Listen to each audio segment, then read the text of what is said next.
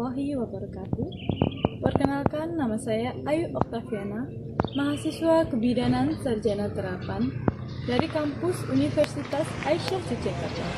Saya perwakilan dari kelas D2, bimbingan dari Ibu Yekti Satriandari. Di sini saya sedang menyelesaikan tugas real teaching dengan tema KIE Gizi pada Ibu Nifas. Di sini terdapat beberapa soal dan pembahasannya. Silakan disimak videonya. Soal nomor 1. Seorang perempuan berumur 32 tahun, P1A0, melahirkan secara normal 6 hari yang lalu, datang ke PMB Melati dengan keluhan badan panas dan dingin, mudah letih, lesu, dan tidak berselera makan. Hasil pemeriksaan, tekanan darah 100/80 mmHg, nadi 75 kali per menit, pernapasan 20 kali per menit, suhu 37,7 derajat Celcius, Hb 10 gram per dl. Pertanyaannya, apakah tindakan yang tepat pada kasus tersebut? A. Istirahat total. B. Nutrisi adekuat. C. Pemberian vitamin A. D. Rujuk rumah sakit. E. Pemberian antibiotik. Jawabannya B. Nutrisi adekuat. Kata kunci: badan panas dan dingin, mudah letih, lesu, dan tidak berselera makan. Pembahasan: nutrisi adekuat memberikan daya tahan tubuh dan proses involusi yang baik. Maka, ketika ibu mengkonsumsi nutrisi adekuat, akan segera membaik keadaannya.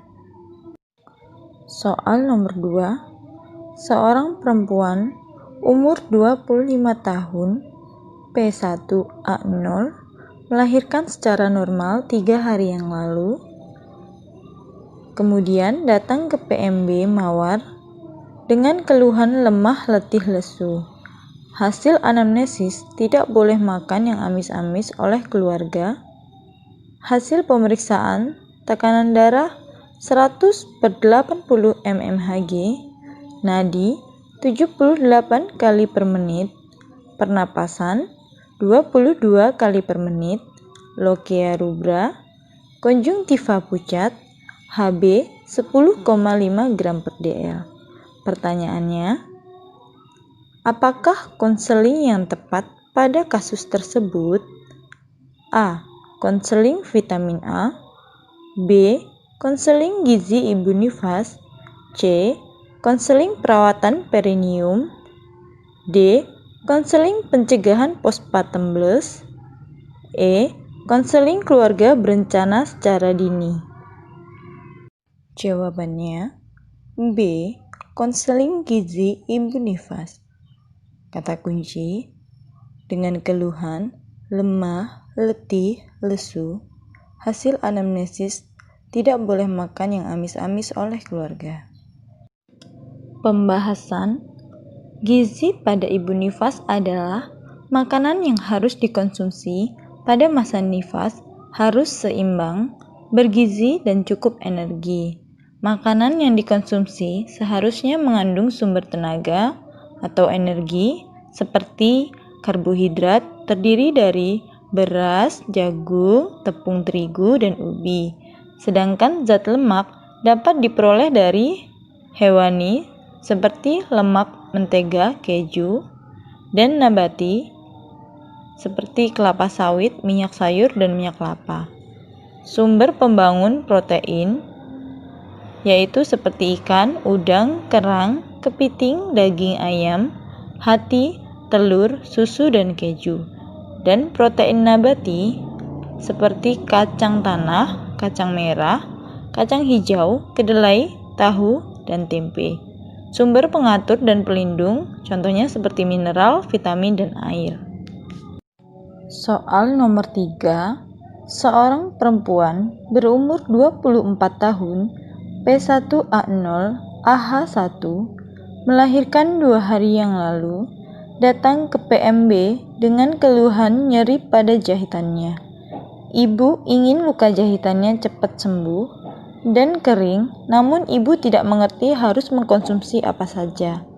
Hasil pemeriksaan, tekanan darah 110/90 mmHg, nadi 80 kali per menit, pernapasan 23 kali per menit, lokea rubra, ASI sudah keluar.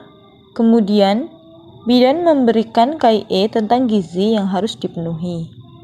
Pertanyaannya, apa KIE yang tepat untuk kasus tersebut? A. KIE mengkonsumsi yodium. B. KIE mengkonsumsi mineral. C. KIE mengkonsumsi protein. D. KIE mengkonsumsi vitamin D. E. KIE mengkonsumsi karbohidrat. Jawabannya C. KIE mengkonsumsi protein. Kata kunci, nyeri pada jahitannya.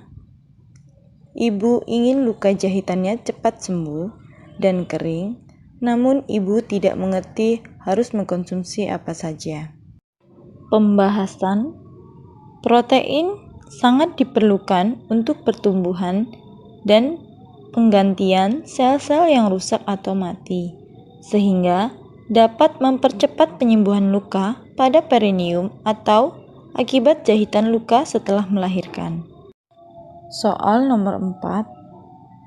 Seorang perempuan usia 32 tahun, P1A0, melahirkan secara normal 6 jam yang lalu. Dengan keluhan sebelumnya, sudah makan nasi, lauk, dan sayuran. Namun, ibu mengeluh masih lemas dan sering mengantuk. Hasil pemeriksaan, tekanan darah 100/80 mmHg, nadi 80 kali per menit, pernapasan 23 kali per menit, lokea rubra, Hb 9,8 gram per dl. Pertanyaannya, apa suplemen yang dapat memenuhi kebutuhan ibu? A. Protein dan mineral. B. Vitamin A dan tablet Fe. C. Zinc dan vitamin C. D. Zat besi dan karbohidrat. E. Karbohidrat dan mineral. Jawabannya B. Vitamin A dan tablet Fe. Kata kunci, sebelumnya sudah makan nasi, lauk, dan sayuran. Namun, ibu mengeluh masih lemas dan sering mengantuk. Pembahasan, manfaat vitamin A untuk ibu nifas adalah untuk memperoleh kualitas ASI sehingga dapat meningkatkan sistem kekebalan tubuh dan mempercepat proses pemulihan setelah melahirkan. Tambahan Fe, zat besi, sangat penting dalam masa menyusui karena dibutuhkan untuk kenaikan sirkulasi darah dan sel, serta menambah sel darah merah Hb, sehingga daya angkut oksigen mencukupi kebutuhan. Sumber zat besi antara lain seperti kuning telur, hati, daging, kerang, ikan, kacang-kacangan, dan sayuran hijau. Soal nomor 5. Seorang perempuan umur 28 tahun, P1A0, melahirkan 3 hari yang lalu di PMB Anggrek. Ibu dengan keluhan nafsu makannya berkurang. Dari hasil pemeriksaan fisik, didapatkan hasil tekanan darah 100/80 mmHg, nadi 80 kali per menit, pernapasan 23 kali per menit, lokea rubra, Hb 10,8 gram per dl. Pertanyaannya, apakah tindakan yang harus diberikan bidan? A. Memberi vitamin A. B. Memberi vitamin D. C. Memberi vitamin B3. D. Memberi vitamin B1. E. Memberi vitamin B12. Jawabannya D. Memberi vitamin B1. Kata kunci, nafsu makannya berkurang. Pembahasan, vitamin B1 atau tiamin dibutuhkan agar kerja saraf dan jantung normal, membantu metabolisme karbohidrat secara tepat oleh tubuh, nafsu makan yang lebih baik, membantu proses pencernaan makanan, meningkatkan pertahanan tubuh terhadap infeksi, dan mengurangi kelelahan. Terima kasih sudah melihat video yang saya sajikan. Jika ada salah kata, saya mohon maaf. Saya akhiri. Wassalamualaikum warahmatullahi wabarakatuh.